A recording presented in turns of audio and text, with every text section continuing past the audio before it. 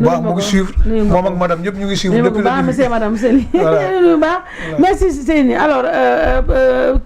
Pape sur la même question. Oui, bon, par rapport à cela, d'abord, justice, au sens propre du terme. D'abord, la justice est une balance. Alors, aussi, la justice doit être au service des hommes. Absolument. Parce que tournure du Sénégal, tournure du Sénégal, on dirait. Tournure bobo, bahul ci Sénégal.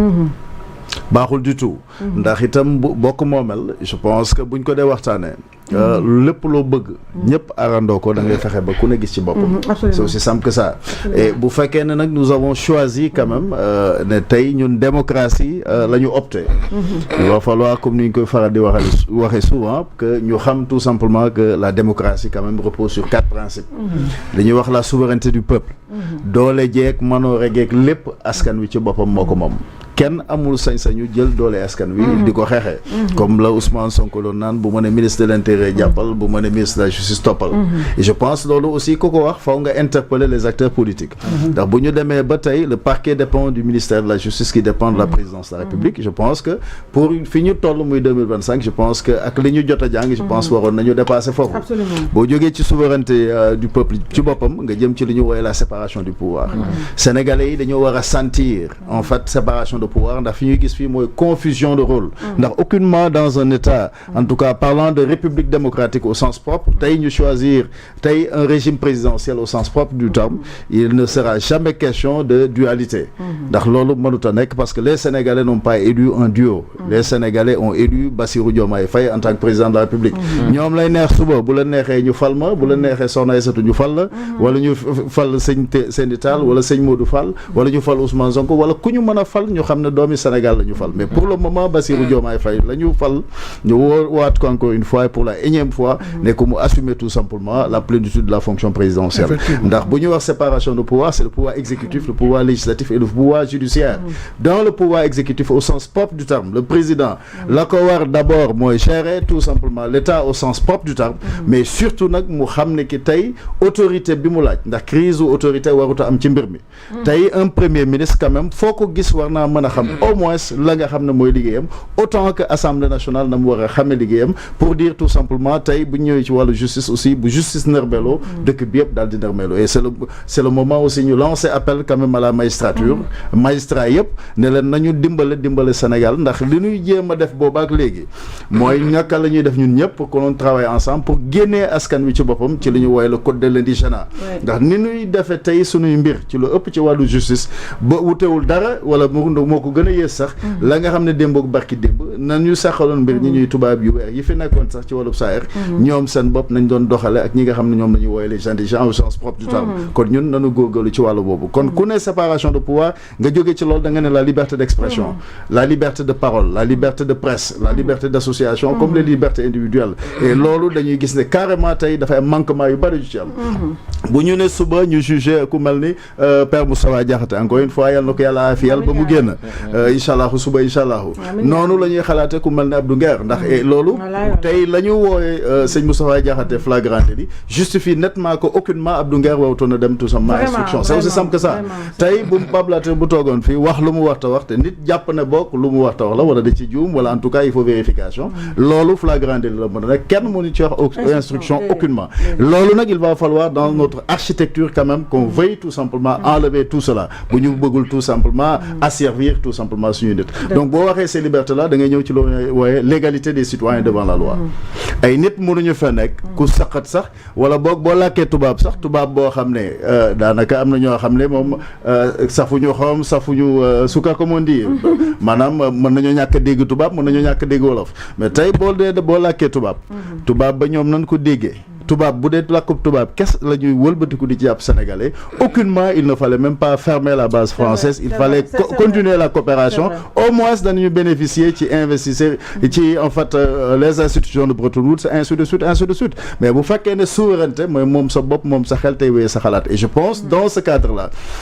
tey pour revenir tout simplement dans ce qu'on appelle l'égalité des citoyens devant la loi tey buñ ne diw Masamba ak Mademba parce que la loi en fait doit être générale et impersonnelle nañuy wooye nit ñu ne suturaal nañu wala nuñ ko mën a woowee en tout cas def seen yëf ba ñu ne defal nañ ko lii wala defal nañ ko la faveur fu mu war a mën a am la nga war a am mooy faveur bi sénégalais yem ci ndax buñ dee wax tey procès comme je dis souvent c'est l'élément légal l'élément moral et tout simplement l'élément matériel au sens propre du terme boo gisee ku ñu tuumal ñu ne la diw dem na maa ko ger comme ka ko ger kooku moom kasoom leer na ba noppi kële moo mën a weddi waaw déet mais kii ne moom damaa ger kooku dañ ko war a jàpp ko loolu mooy li nga xam ne mooy dëgg mais munoo jël kooka nga ba ko kon bu subaa mais suba ku mu neex nga ne alors corrompre naa Ousmane Sonko yaa xam foo jëlee numéro nga envoyé ko message mu tontu la nga bëgg ko tuumal déedéet c'est aussi simple fu nu ko tuddee war nañ laa tudd yow mi nangu ne yow yaa ko yow effectivement yow yaa ko corrompre donc l'égalité des citoyens devant la loi et aussi il faudrait que le droit de Montesquieu parlant de ça ñun il faudrait que ñun aussi ñu nangu ne xam nañu dara ci li ñuy def ndax tey mënuñu dindi li ñuy woowee garantie de représentation tu peux pas tey nga tere ku mel ni Farba Ngom ku mel ni Lat Diop xam nga tous ces gens là nga jël leen bëgg leen a denc ci kaso bi pendant ce temps là ñuy homme d'affaires ku mel ni Tahirou Sarr ndax investisseur bu ñu ko waxee à travers le monde tey bu ñu doon ñëw le monde des affaires dafa am lu ñuy woowee business law le droit des affaires ñoom affaire business dafa bëri problème mënoon nga commander sa bateau ak say conteneurs nit dugal la ci lu dul noonu nga dem dans un pays moo xam foo mën a accosté wala muy fii nga am ci litige ci wàllu droit ainsi de suite mais sa garantie de représentation mooy mën a tax duñ la jàpp dugal la ci kaso bi mais bu fekkee ne tey borom kër gi bu yoree la nit 10 millions ñu ne pour lii wala pour là pour 10 millions te mu am kër gi nangu ko te mu am garantie de représentation au sens propre du terme kooku mën nga ko jël tout simplement nga dugal ko ci kaso bi loolu day wax tout simplement yeneen investisseurs yi fii wóorul bu fi kenn andi sa alal bu fi kenn andi sa dara et c'est l'occasion aussi dégg naa ay nit des aventuriers parce que comme je dis souvent point contre les réactionnaires juste révolutionnaires ñun ay panafricanistes pur et dur lañu waaye lépp loo gis combat boo gis xam-xam a koy mëne bu nu kenn dugal ñii ne fii di yuuxu naan ay génn CFA ñoom c'est des gens qui ne comprennent rien de rien du tout dans un premier temps parce que loo ci mën a dégg bindaguñu sax blueprint li ñu naan blueprint boo xam ne boo ko joxoon les financiers et les commence encore les hommes d'économie ainsi de suite ñu mën la ko approval ba ne la lii mën nga ko ci def orientation bi ñu war a am ba tey ñee ñuy dem di lebi ba ñu mën a taxaw individuellement ñu ne la Mali nga leb wala Côte d'Ivoire nga leb warutoon na demee noonu bu fekkee ne dañoo jël élan boo xam ne en tout cas un élan souverain au sens propre du terme donc on va créer quand même un fonds boo xam ne de fonds de souveraineté boo xam ne au moins ça va nous permettre ñun du point de vue économique ñu mën di collaborer ni nga xam ne am ci fierté autant que ni ñu am mën a collaborer ak ñeneen ak ñeneen mais le monde di ubbeeku tey nga am problème ak FMI gis nga déjà les preuves en tout cas Ousmane amul le choix fa mu yóbbu ko bu amul preuve aussi il faut qu'il ait l'humilité de dire que moom moo amul preuve ainsi de suite on peut toujours refaire les choses bu loolu la jàllee aussi gis nga déjà États-Unis déjà ñu ñuy pointe du doigt il faudrait que ñun ñëpp ensemble que ñu jéem a fexe quand même def un effort national dans ce sens-là ndax ceux qui sont là au pouvoir nous avons un contrat de 5 ans avec eux ku fi ne di wax 2050 tu racontes des histoires nous ne sommes pas dans cette logique-là ndax sénégalais yi li ñuy dund ku ne xam nga ne kenn xalaatu ci yegg 2030 sax dans ce cadre-là donc ñoom seen premier souci devait être tey d'abord le sentiment du devoir accompli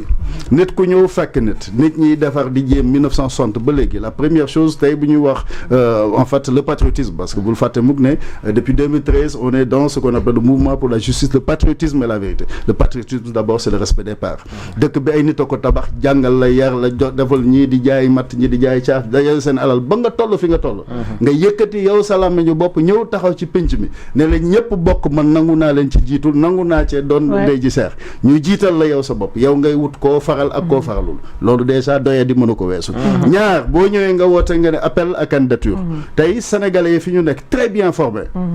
des gens excellent ci domaine yu bëri ku ci nekk ak domaine de compétence am tey boo defoon appel à candidature au moins di nga am base de données solide et scientifique boo xam di nga ci mën a sukkandiku ba tey boo defee Aïssatou tey wala nga def Modou Fall